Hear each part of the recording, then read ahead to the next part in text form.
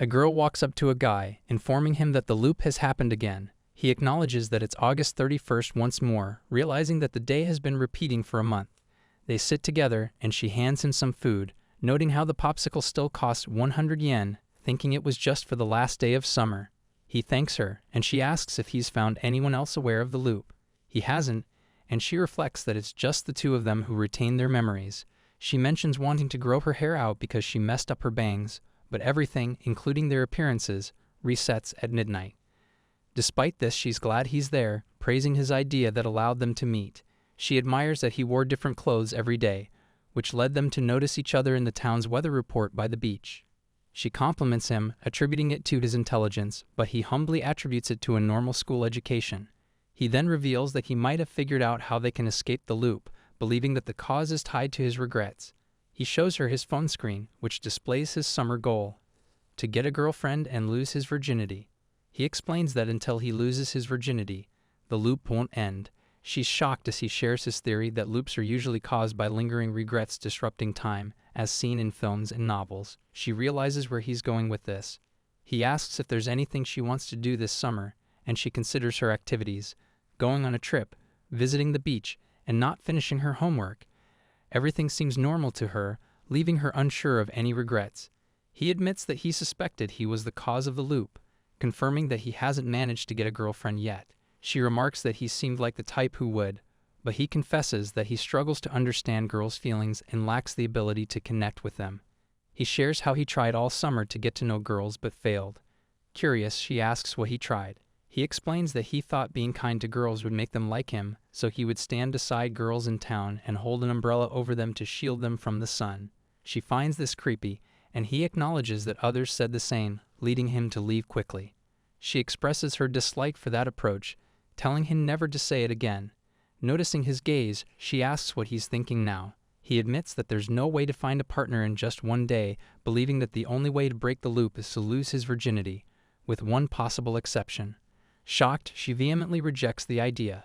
He calmly asks why, reasoning that since they both like each other, there shouldn't be a problem. Confused, she questions if she really likes him.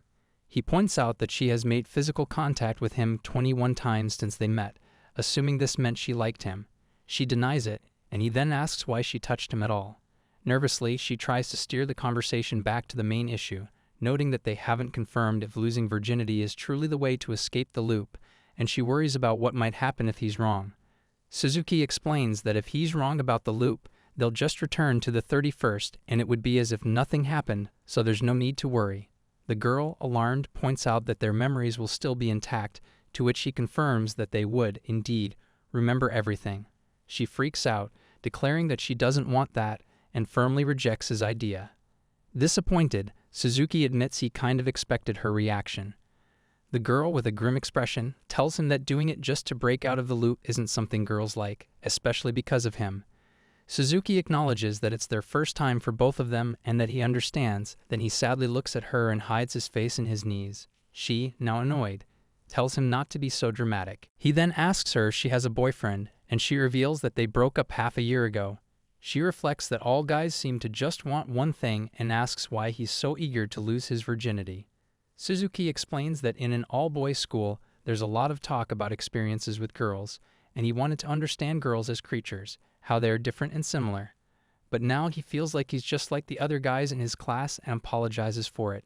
The girl recalls that he said he liked her earlier and questions whether he wants to do lewd things just to escape the loop. Suzuki, with a grim expression, recounts how he didn't know how to speak to girls when they first met, how nervous he was, and how much he was sweating, fearing she'd think he was weird. He remembers how she noticed his sweating and tried to ease his nervousness by casually inviting him to get ice cream, where it was always 100 yen. Reflecting on the present, he tells her that despite his awkwardness, she talked to him like it was normal. The girl stutters, trying to reassure him, saying she doesn't think he's weird at all. Hearing this, Suzuki, in a low voice, reveals that this is why he came to like her. After a few moments of hesitation, she finally agrees to go along with Suzuki's request, but only for a kiss. Just a kiss. With that decision made, she slides inside the sphere they were sitting on, extending her hand to invite him inside too. Suzuki, shocked by her sudden change of heart, takes her hand and follows her inside. She sits on the ground and motions for him to sit in front of her. As their faces draw closer, Suzuki's breath becomes heavy with nervousness. She lets go of his hand, smiling softly as she remarks that he's breathing heavily. He nervously apologizes, but she reassures him by grabbing his hand again, entwining her fingers with his. Their faces inch closer, cheeks flushing from the intimacy of the moment. She closes her eyes and leans in, bringing her lips near to his.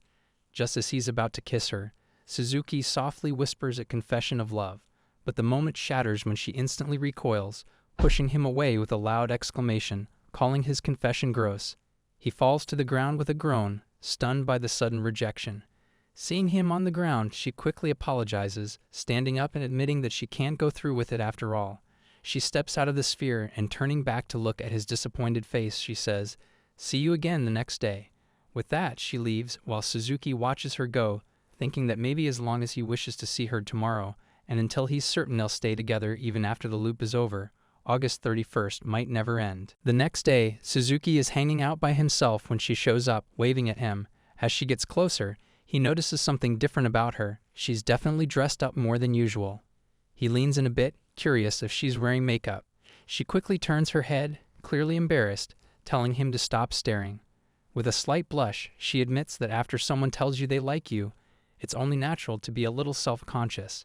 He can't help but wonder if her reaction means something more, but before he can dwell on it, she pushes him away, insisting it's just nice to leave a good impression.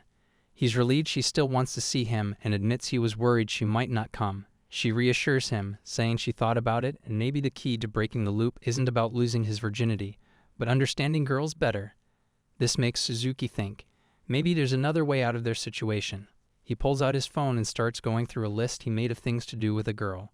She can't help but laugh, poking fun at some of his ideas, like sharing a bike or saving someone from danger. She jokes that he doesn't really seem like the type who could pull off being a hero. Later on, they go to a family restaurant and Suzuki explains that he comes here often after school, though it's usually tough to order with his friends around. When she asks what he wants, he hesitates before admitting he's been craving a parfait. She finds it adorable and suggests they order a big one to share. He hesitates, pointing out that sharing would mean they'd indirectly exchange saliva, which she finds unnecessarily awkward. As they chat, Suzuki asks if she comes here often. She tells him she used to be here almost every day before they met in the loop. Then he notices another girl's outfit that looks similar to hers and comments on it. She gets a bit flustered, saying it's a common style, but when he keeps pressing, wondering if she's dressed up for him, she finally admits she wanted to look a bit more girly, thinking it might make him happy. In the end, Suzuki shyly admits that he really likes how she looks, finding her appearance absolutely dazzling. She gets annoyed by his words and nervously tells him to stop saying such embarrassing things. Then she glances over at a nearby couple and suddenly remembers something, exclaiming that she knew it. Right about now, the employee is going to trip, spill the parfait, and ruin that girl's clothes, making her leave the date. Hearing this, Suzuki immediately stands up from his seat and heads towards the couple's table, ignoring her protests to stop. He positions himself in front of the girl, and just as predicted, the waitress trips, sending the tray of ice cream flying. But this time, Suzuki steps in as the hero, taking the full brunt of the spilled ice cream on his head and shoulders, saving the girl from the mess. The waitress apologizes profusely, but Suzuki brushes it off and walks away from the couple's table. Takagi follows him, touching his head and asking why he did that, pointing out that if the day loops again, the same thing will happen, so it wasn't necessary. Suzuki sadly admits that if the loop stops, that couple would never have their date today, and having your date on August 31 canceled is just too sad. Even if he and Takagi aren't on a real date, he's unbelievably happy right now. Takagi grits her teeth, trying to hold back her frustration, and says it's a date, fine, whatever. Suzuki, shocked, asks if she really means it. With annoyance, she confirms, yeah, it's a date. Maybe they'll even escape the loop because he saved that girl just like he wanted. Suzuki, with a serious expression, admits that the one he really wanted to save was her. She instantly covers her face, overwhelmed, saying she can't take any more. As the waitress arrives with a tray announcing the Mega Jumbo Scoop Parfait, she suddenly trembles and the tray slips from her hands. The ice cream splatters all over Takagi's head, the slimy dessert dripping down her face. The embarrassed waitress quickly apologizes, but Suzuki has a sudden realization. He understands that the loop might be enforcing itself. If he tries to prevent predetermined events, it will use its power to create an equivalent event. Since the parfait was originally meant to spill on the girl, it ends up spilling on Takagi, who is wearing a similar dress. Takagi, frustrated by the situation, points out what Suzuki should be doing for the girl, checking if she's alright, offering something to wipe herself with, and doing something to cheer her up. Suzuki takes a moment to process this and realizes that all these actions are necessary. He acknowledges that they will continue dealing with this on the next August 31st. The scene shifts to Suzuki standing alone when he hears a voice calling him from behind. Takagi appears in front of him, panting and sweating heavily. She extends a pack towards him, apologizing for getting caught up in deciding what flavor to get. Suzuki, with an innocent tone, reassures her that it's no problem, as he views the time spent waiting for her as time spent with her. Takagi, puzzled, admits she doesn't quite understand him. She mentions how inconvenient it is that they can't use Line, explaining that they met after the loop started and any exchanged IDs would reset when the date changes. However, she can recall his number and could send him a message. Suzuki, in a deep voice, expresses his desire to exchange Line contacts with her. Takagi, confused by his previous comment about it being meaningless, wonders if he's changed his mind. Suzuki clarifies that he accidentally said the opposite of what he really wanted and admits he's never exchanged Line contacts with a girl before. As she writes down her number, Takagi thinks about how Suzuki's occasional cute side is just so unfair. She notes her number, and Suzuki asks if he can message her later that night. Takagi nods in agreement. That night, Takagi comes out of her shower and tosses her phone onto her bed, drying her wet hair. After dressing, she mutters to herself about how a video call might make it seem like she likes him, which isn't the case. Her phone rings, and she eagerly grabs it, only to be a bit disappointed when she sees it's just a message from Risa. Another text arrives, this time from Suzuki. Takagi reads the formal message and is slightly confused by the formality. She responds with a casual greeting, and Suzuki acknowledges her in a formal tone. Takagi mumbles about Suzuki's name being Takaya and asks what he's called at school. He tells her he's called Hawk, which surprises her. She inquires about his club, learning that he's in judo and ranks 3rd in the prefecture. Excited by this achievement, she asks for a picture. When Suzuki sends a photo of himself defeating an opponent, Takagi is amazed and excitedly acknowledges how cool he is. She blushes, covering her face and mulling over the possibility of something more, but ultimately concludes it's too soon to tell. Out of the blue, Suzuki asks if he can call her. Takagi thinks for a moment before agreeing. He immediately calls her, and it turns into a voice call. When she picks up, she greets him and asks why he wanted to call so suddenly.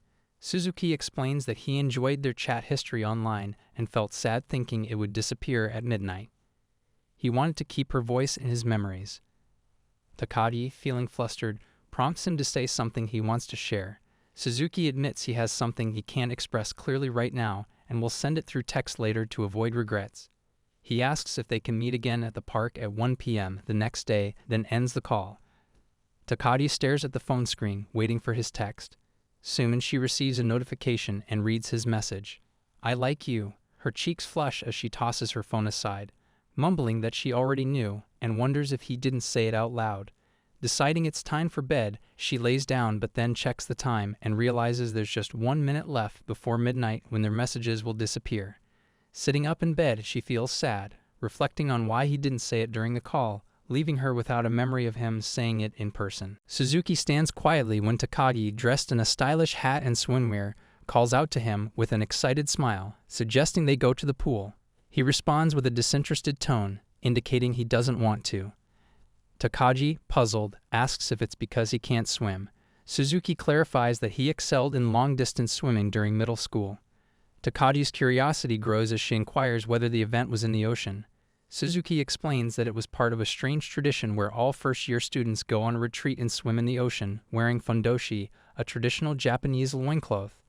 Takagi is shocked by this and imagines Suzuki in a fundoshi. Suzuki continues, mentioning that each class had a different color of fundoshi. Takagi asks about the color of his, and he responds with one word, pink. She reassures him that today they won't be wearing fundoshi, so it's fine. Suzuki then questions Takagi's strong desire to go to the pool. Takagi shyly explains that they discussed escaping the loop by doing things Suzuki wanted. She then shyly asks if he wants to see her in a swimsuit. Suzuki, with a grim expression, admits he does have the desire to see Takagi in a swimsuit, but is more concerned about other guys seeing her. He fears the pool will be crowded, and the thought of exposing Takagi to the unwanted gaze of others is unbearable. Takagi points out that other guys see her at school during Gen Class 2, questioning if Suzuki is overthinking things. Suzuki, with a darkened tone, extends his hand menacingly, saying he would gouge out their eyes. Takagi, startled and terrified, screams for him to stop and questions the use of such punishment, finding it frightening. Ignoring her reaction, Suzuki asks if she wants to see him in his swimwear. Takagi nervously denies, explaining she just wants to escape the loop. Suzuki reflects on his picture in a judo outfit, admitting he wouldn't mind seeing Takagi in a swimsuit. Takagi then shyly suggests finding a pool with no one around. Suzuki considers this and takes her to a quiet and calm place, explaining that he's found the school pool empty today while searching for quiet spots to read. Takagi, excited, remarks that it's her first time seeing such an empty pool, different from a co-ed school. She asks if it's okay to enter without permission, and Suzuki tells her that the school is lenient about anything other than studying. As they pass through the corridor, they encounter a tough-looking boy who addresses Suzuki as Hawk. Suzuki nervously acknowledges him as Akabane, while Takagi clings to his arm, feeling a bit scared. Akabane asks if Takagi is Suzuki's girlfriend, to which Suzuki nods, surprising Takagi. Akabane hands Suzuki a full bottle of cola, which he drinks without pausing, leaving Takagi astonished. After finishing, Akabane smirks and tells Suzuki to take care of her before walking away, leaving Takagi and Suzuki dumbfounded. Takagi, frustrated, expresses her surprise at discovering delinquents at Hokue. Suzuki casually explains that Akabane just likes the pompadour hairstyle. Takagi, still annoyed, asks about the comment regarding her being Suzuki's girlfriend. Suzuki apologizes, revealing that he said that to prevent Akabane from falling for Takagi. Takagi, feeling a mix of shyness and annoyance, responds, insisting that not everyone is like Suzuki. Suzuki, noting her reaction, compliments her, calling her cute. Still feeling nervous, Takagi urges them to just go to the pool. Finally at the pool, Suzuki notices that the entrance is locked and directs Takagi to another way in. Takagi remarks that it feels like a guy thing and peeks inside, agreeing that summer pools are unbeatable. Suzuki starts removing his belt, which surprises Takagi. She exclaims, questioning why he's undressing. Suzuki nonchalantly points out that they're going swimming. Takagi, shyly covering her eyes, insists on modesty and tells him to avoid looking while she changes, demanding he respect common decency. Suzuki, walking away, begins to remove his belt and unbutton his pants, feeling slightly nervous and sweating. He worries that not looking might make it seem more indecent and tries to focus on pure thoughts. Once in his swimwear, Suzuki feels a shiver when Takagi calls out, giving him the signal to look. He turns to see her in her swimsuit, and his eyes widen in surprise. Takagi, inviting him to swim, stands there confidently. Suzuki, lost in thought, reflects on how the blue sky and the girl before him, along with all their brilliance, are things he wants to keep to himself. The sky's indigo hue adds to the moment's beauty. The scene transitions to Suzuki standing at the gate of Takagi's house. As Takagi opens the gate and welcomes him inside, she asks if he took the bus. Suzuki responds that he walked, prompting Takagi to express surprise at the long distance. She guides him to the main door and tells him to come in. Suzuki enters, admiring the house and thinking it's gorgeous. Takagi heads to the kitchen, asking if he's okay with tea. Suzuki recalls the date, August 31st, and wonders about the loop. Takagi expresses concern that they might be the only two who know about it, and Suzuki reflects on a movie with a similar premise, but he doesn't have a subscription to watch it. Takagi shyly invites him over to watch a movie. In the present, Takagi calls Suzuki's name and, noticing his disorientation, pats his cheeks with her hands. When he remains frozen, she punches his chest, yelling at him to breathe. Suzuki coughs and calmly explains that the thought of sullying her home with his presence scared him. Takagi, frustrated, scolds him for that thought process and accepts a bag from him meant for her family. Takagi reveals that her parents are away on a trip and her little brother won't be back until the next day. Suzuki searches on Google for the meaning of girlfriend's house, no one home, and Takagi, squeezing his cheeks, questions his cheekiness and the reference to a girlfriend.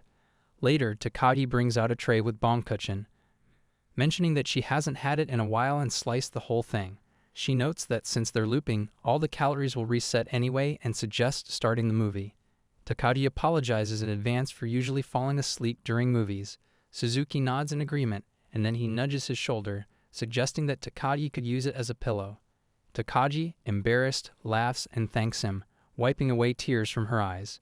As Suzuki nearly finishes the cake and begins to doze off, Takagi looks at him, realizing he's fallen asleep.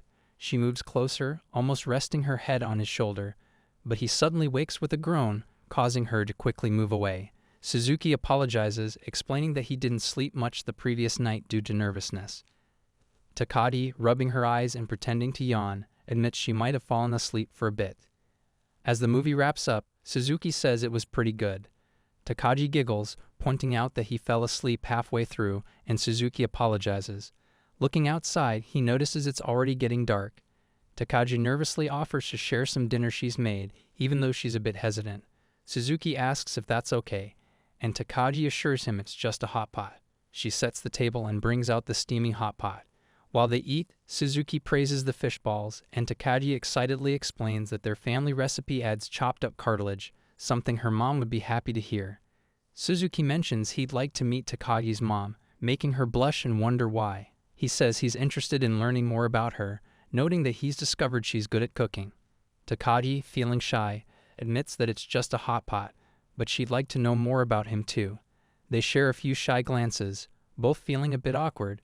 Takagi then notices Suzuki hasn't touched the tofu and asks if he doesn't like it. He explains he's saving the tofu for later, letting it soak up the broth. Takagi finds his way of describing it cute. Suzuki says he'd like to come back and have this hot pot again after the loop ends. Takagi responds that she'll think about it. She then asks if there's anything he wants to do once winter comes. Suzuki says he wants to see Takagi's winter clothes, making her cheeks turn a bit red. She offers to show him now, but he prefers to wait, sticking to his habit of saving things for later. Seeing the time, Suzuki realizes it's almost 8 and decides he should head home. Takagi suggests he stay until midnight since they'll be automatically sent back to their homes anyway. Suzuki agrees to Takagi's offer and finds himself standing outside the bathroom as she hands him a towel. Taking it, he heads inside and strips down to take a bath in the tub. As he sits in the water, he reflects on why he's taking a bath at Takagi's house. He thinks about how he simply agreed when she asked if he wanted one. With the loop resetting everything at midnight, he questions the point of it. He then wonders if his current thoughts mean something deeper, but quickly dismisses it as just a habit from his all-boys school days. He tries to focus on something scary to distract himself from the situation. After finishing his bath, he emerges and Takagi greets him with a smile, asking if he found the dryer. She cheerfully announces that it's her turn now. Suzuki, feeling a sudden jolt at her words, wonders about her intentions. He steps into the living room and senses the warm, cozy environment, which makes him a bit nervous. He thinks the setting feels extremely romantic and questions whether Takagi's intentions are romantic as well. Suddenly, the bathroom door opens, and Suzuki realizes he's lost track of time while thinking. He sits on the couch, deciding to stay calm and not let the ambience affect him. Takagi soon enters the room, thanking him for waiting and rubbing her hair with a towel, looking refreshed. Suzuki's cheeks turn red as he sees her in her pajamas. Takagi heads to the kitchen, rummaging through cabinets, and returns with a tray of 2 glasses. Suzuki asks if it's alcohol, but she explains that it's juice. She tells him that when her dad gets mad, they dim the lights and talk things out like this. Sitting next to him, Takagi reminds him that he wanted to know more about her. Suzuki is taken aback by Takagi's statement and, a bit flustered, asks if she's called Kana, because she was born in the summer. She confirms with a cheerful yep, August 2nd. He notes that her birthday was pretty recent, but she points out that after looping for a month, it doesn't really feel that way anymore. Curious, she asks about his birthday, and he tells her it's February 7th. Excitedly, she responds that he totally seems like a February guy. She leans back on the couch, casually mentioning that, for now, she's a year older than him. In a low, playful voice, she teases that she could teach him all kinds of things, but quickly takes it back, saying it was just a joke. Takagi reflects on her breakup from half a year ago, and Suzuki silently watches her, then slowly leans in closer. His face inches near hers, and her eyes widen in surprise. He murmurs near her face, reminding her of something she once said about being fine with a kiss. Nervously, he stammers, asking if he can do it now. Takagi trembles at his closeness, shyly telling him that he probably shouldn't ask that out loud.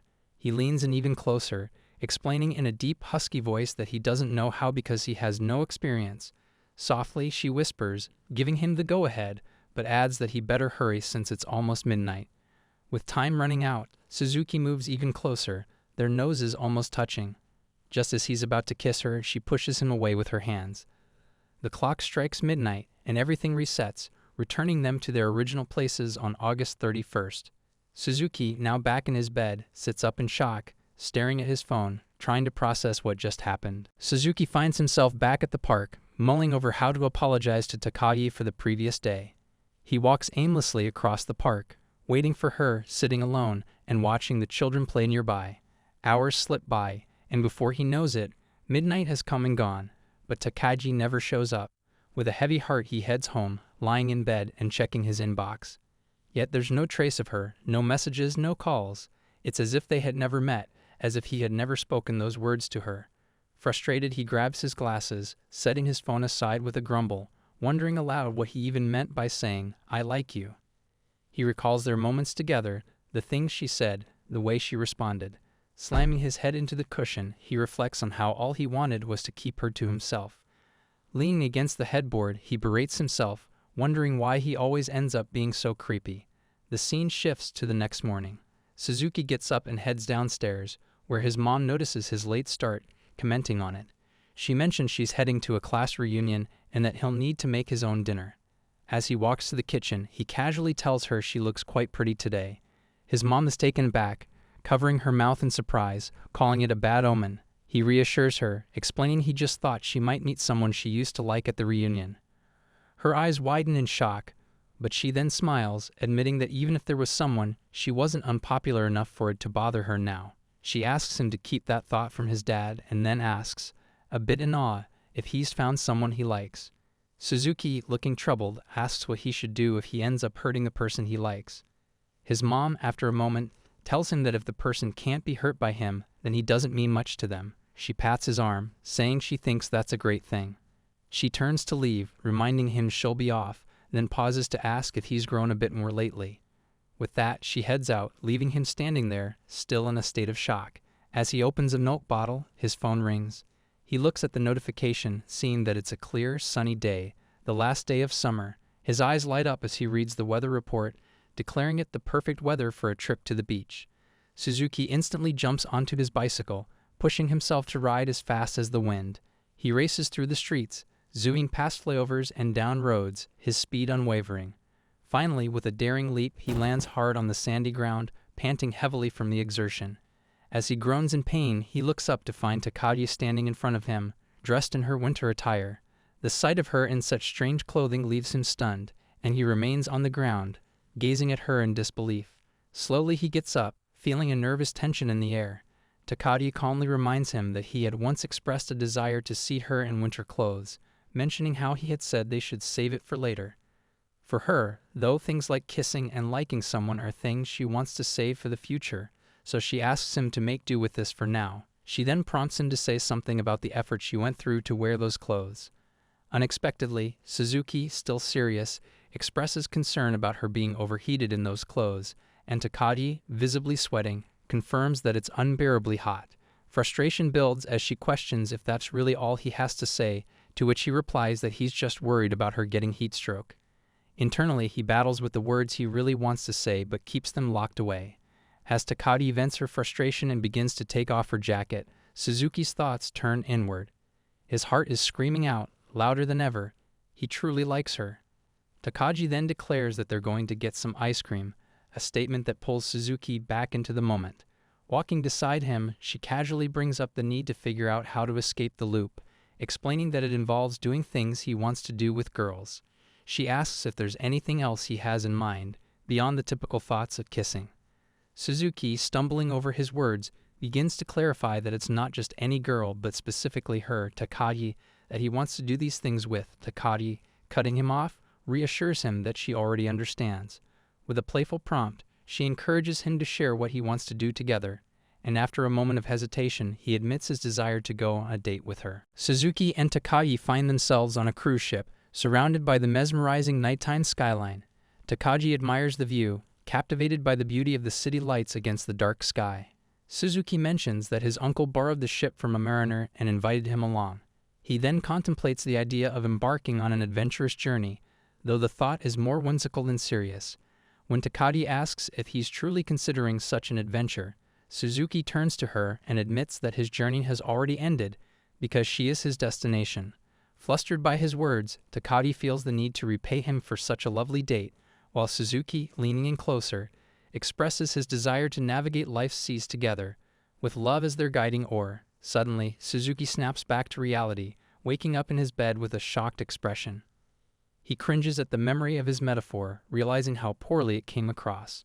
With a sigh, he gets up and begins dressing, only to receive a text from Takagi asking about their plans for the day and if they'll be going on a date.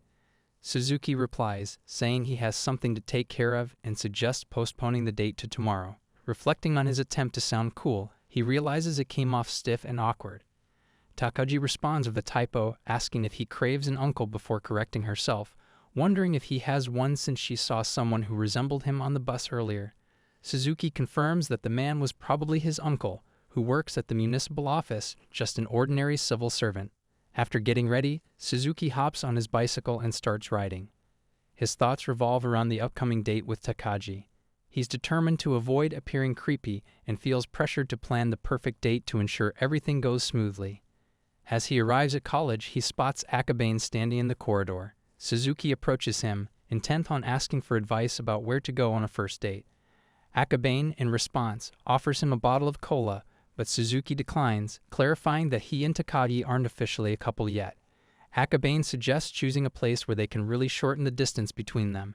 Suzuki muses over this, noting that it's not a phrase commonly used anymore. Akabane nonchalantly shrugs, insisting it's something he still says.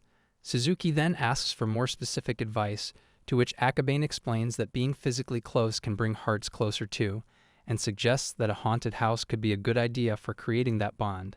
However, Suzuki immediately dismisses the idea, admitting to himself that he's scared of ghosts and feeling a bit sad by his fear. Akabane turns to Suzuki with an unexpected question, asking what he does when he shampoos his hair.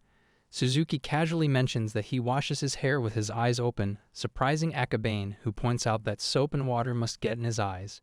Suzuki brushes it off, saying he likes to think he's cleaning his eyes as well. Akabane advises him to stop doing that and shifts the conversation back to date ideas, suggesting a movie date in a dark theater where an intimate mood can develop. However, Suzuki reveals that he and Takagi have already watched a movie at her house, a revelation that leaves Akabane stunned.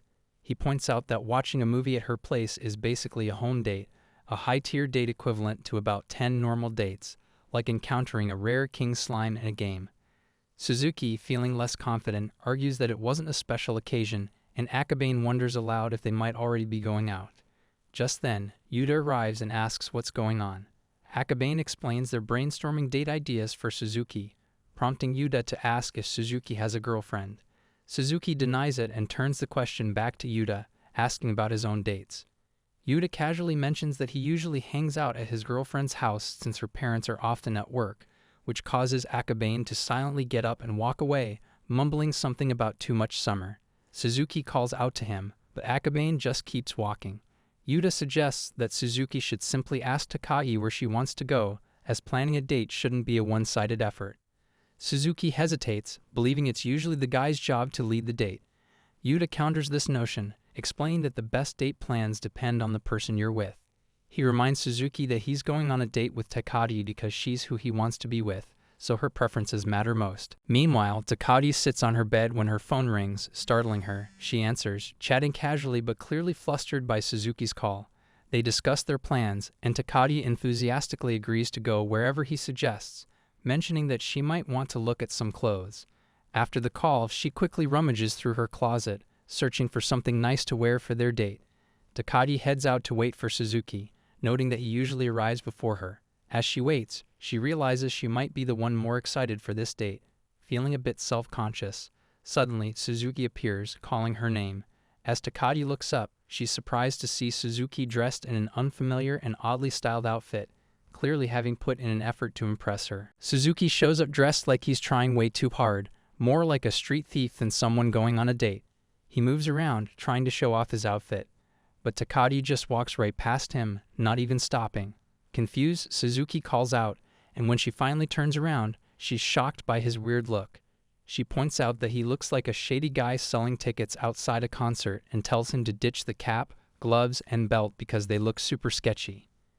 Ignoring his shocked face, she's already making plans to take him shopping. Inside the store, Takagi greets the owner like they're old pals, chatting about her recent dance competition. The owner assumes Suzuki is her boyfriend, but she quickly shuts that down, saying they're just there to buy clothes. Suzuki gets quiet as they head to the men's section. It's his first time in a real clothing store like this, and he feels totally out of place, admitting he knows nothing about fashion. Takagi tries to ease his nerves, explaining that fashion is less about knowing trends and more about wearing what you like. She believes that picking out clothes you genuinely enjoy is the real expression of personal style.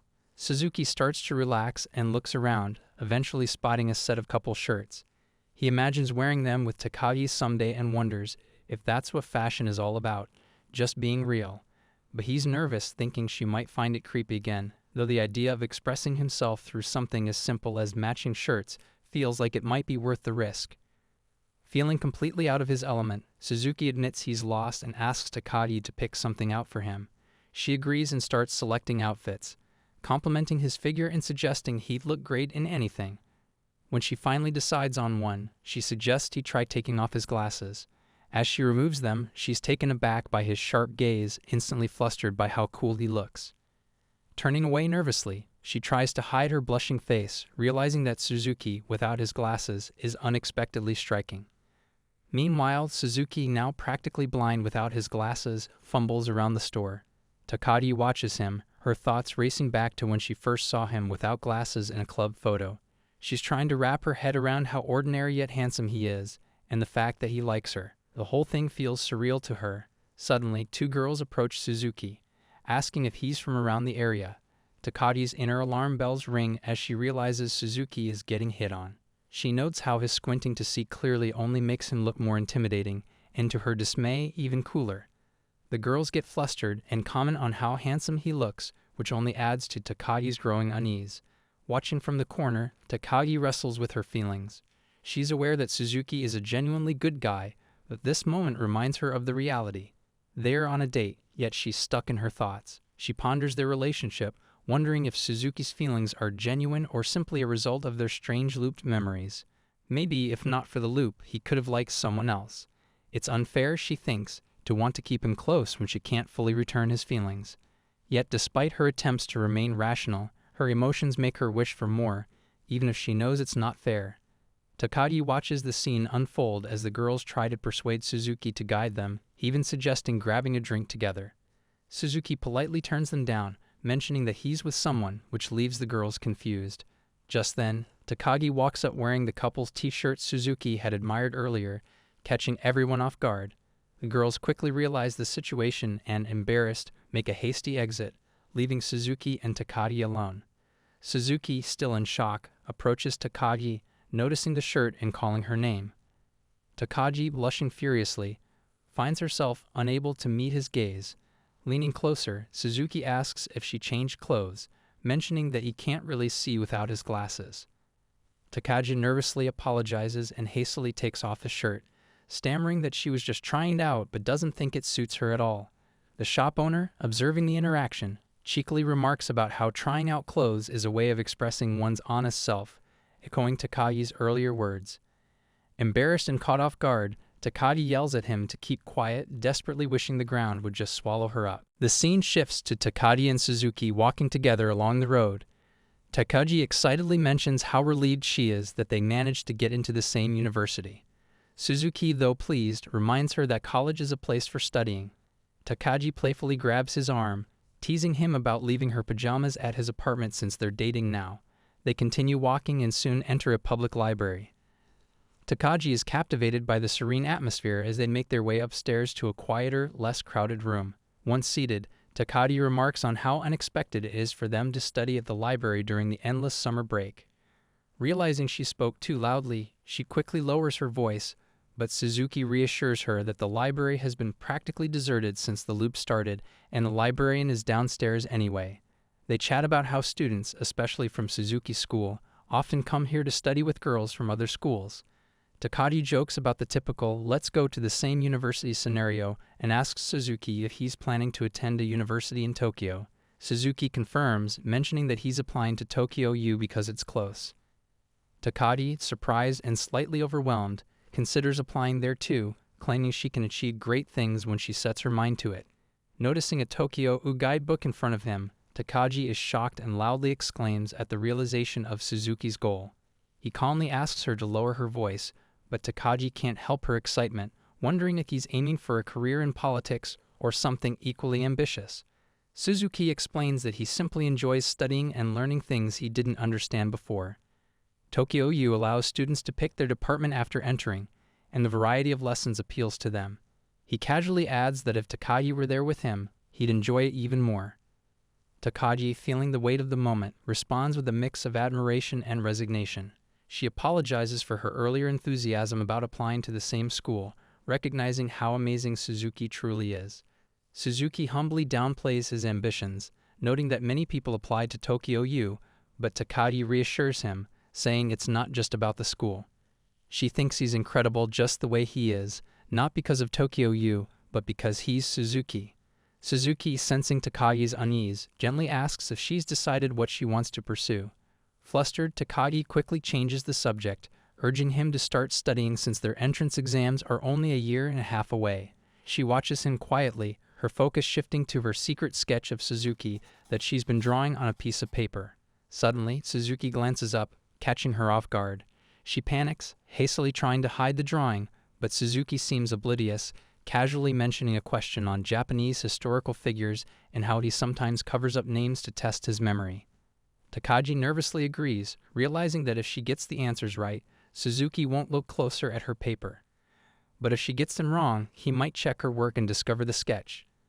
With growing anxiety, she focuses on the next question, struggling with her least favorite subject, Japanese history.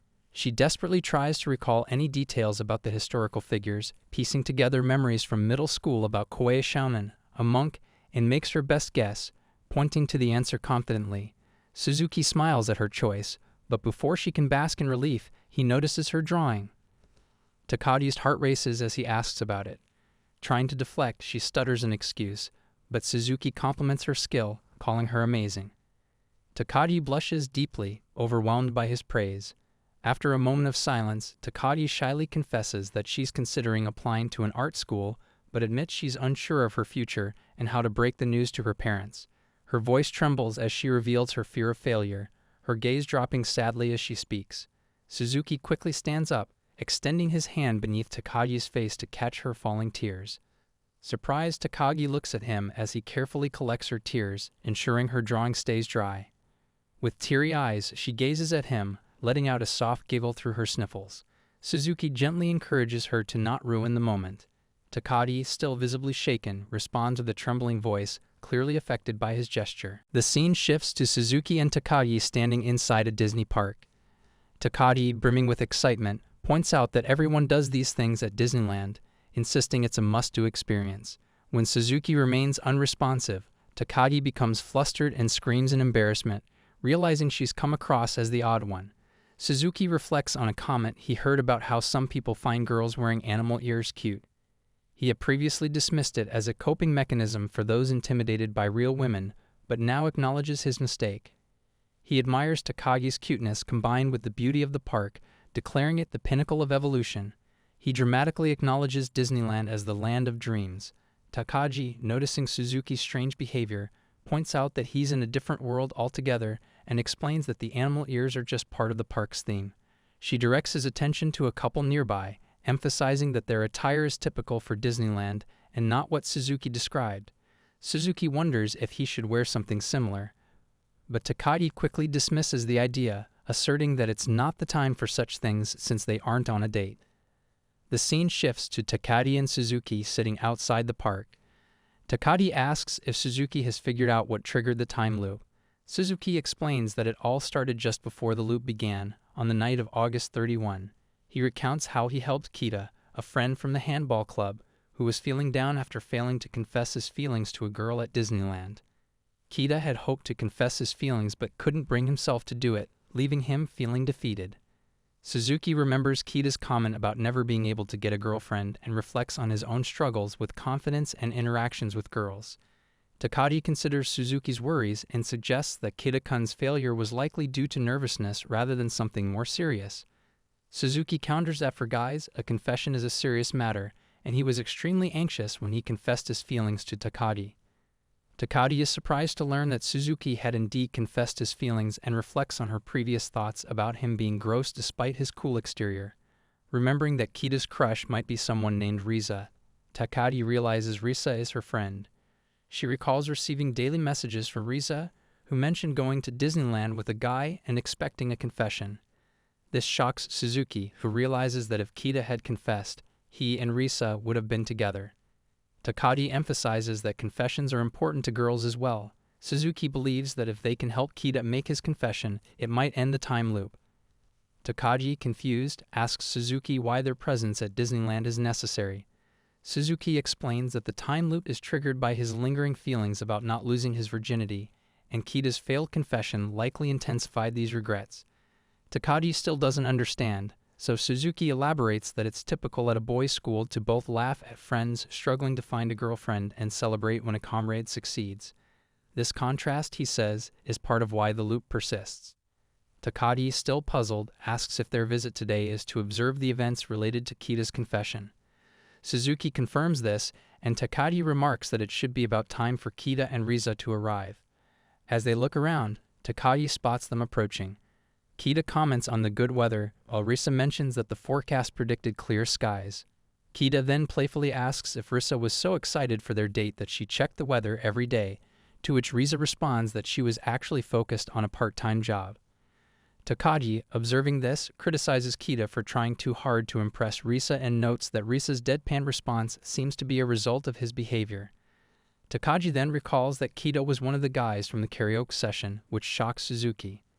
Takagi explains that it was a mixer and Suzuki, startled, reacts strongly, wishing he could only target Kita-kun's eardrums rather than his eyes. Kita casually remarks that the outing doesn't feel much like a date, to which Riza responds with a hint of enthusiasm about the event, though Kita is surprised by her reaction. Suzuki, watching them, is struck by how clearly Riza resembles Takagi's friend. Takagi, noticing Suzuki's reaction, teasingly suggests that he might have developed a crush on Riza because of her cuteness, but Suzuki dismisses this, instead noting the resemblance between Riza and Takagi. As they follow Kita and Riza around the park, Takagi comments on how cute they look together and expresses hope that their time together will go well. However, when Kita asks Riza to wait, and it takes longer than expected, Takagi becomes concerned, wondering what's taking him so long. Suzuki speculates that Kita might just be on a bathroom break. Takagi spots Riza being approached by a group of guys. Before things can escalate, Kita returns and promptly chases them away, but instead of feeling grateful, Riza walks off in frustration.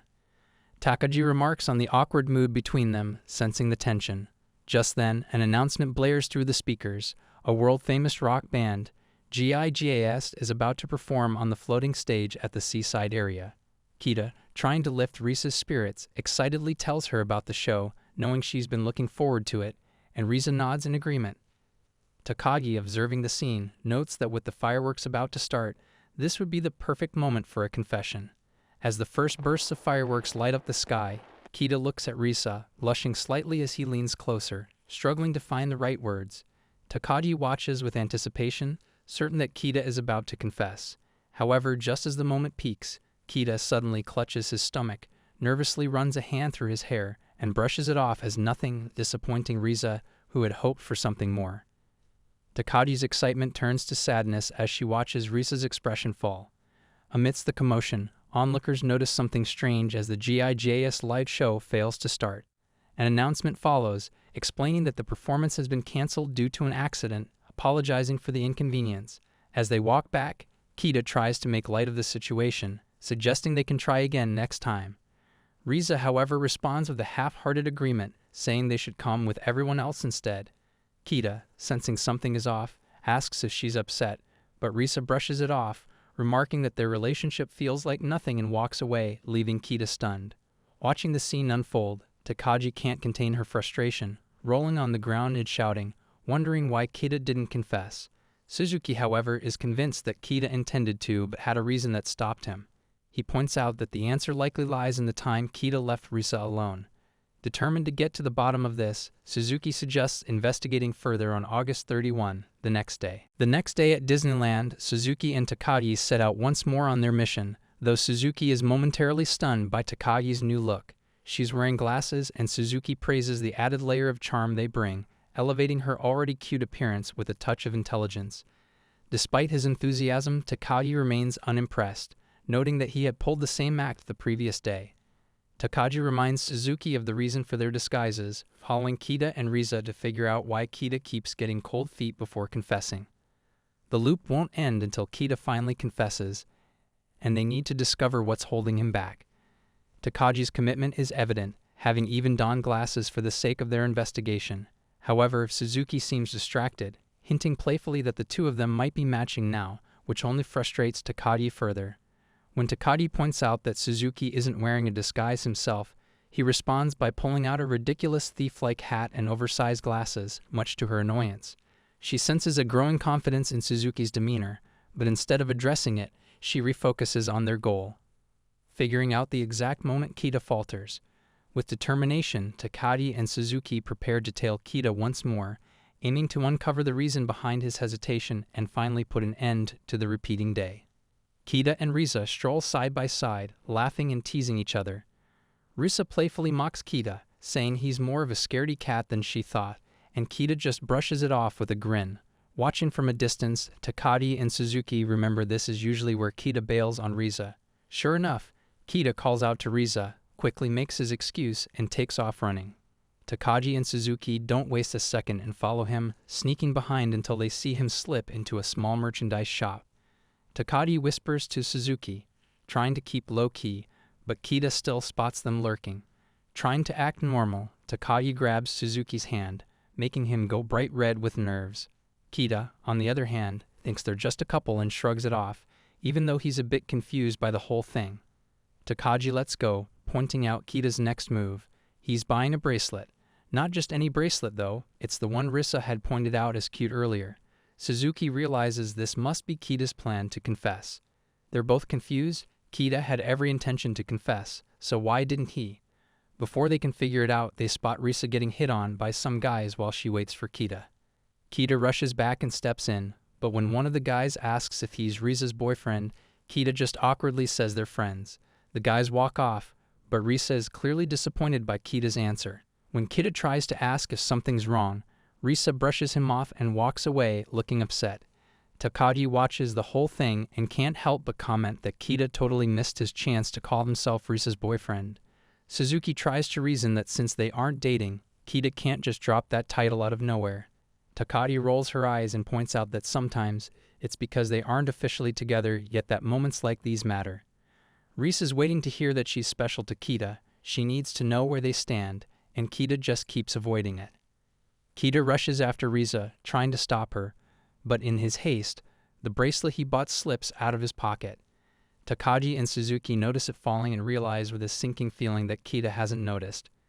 Takagi wonders if this is the reason he couldn't confess, because he lost his gift.